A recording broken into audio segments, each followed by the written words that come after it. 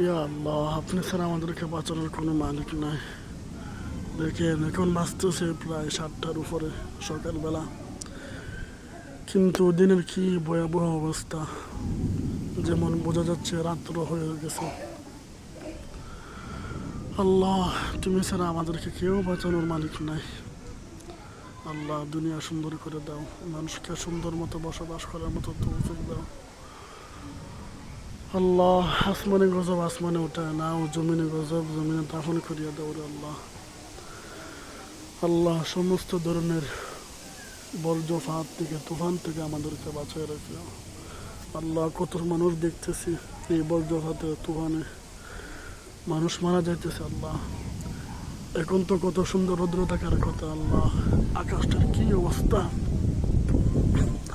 সারা আকাশ মেঘাচ্ছন্ন, এত ভারী বৃষ্টি দেখা যাচ্ছে আসমানের মধ্যে। আল্লাহ, তুমি হেফাজত করো। সবাই দোয়া করবেন আর যার যার জায়গা থেকে নীরব স্থানে থাকবেন, যেন আল্লাহ তাআলা বিপদ আপদ থেকে বাঁচিয়ে রাখে। সবাই নিজে সচেতন থাকবেন। আল্লাহ তাআলা আমাদের সবাইকে, পুরো দেশবাসীকে, সারা বিশ্ববাসীকে হেফাজত করুন। সমস্ত গজব আজব থেকে আল্লাহ তাআলা আমাদেরকে হেফাজত করে। দেখেন আকাশের মধ্যে কি মেঘ, অনেক গতিতে চলতেছে। আকাশটা যেমন দেখা যাচ্ছে ওইভাবে বৃষ্টি যদি নামে তাহলে আমাদের কোনো উপায় নাই। আল্লাহ, আপনি হেফাজত করেন। আল্লাহ, আপনি হেফাজত করেন। আল্লাহ, আপনি হেফাজত করেন। আল্লাহ, দিনটাকে সুন্দর করে দাও।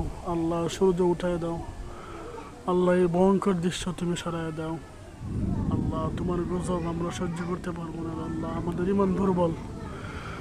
আল্লাহ, তুমি আমাদেরকে হেফাজত করো। আল্লাহ, সমস্ত ধরনের গজব আজব থেকে আমাদেরকে হেফাজত করো।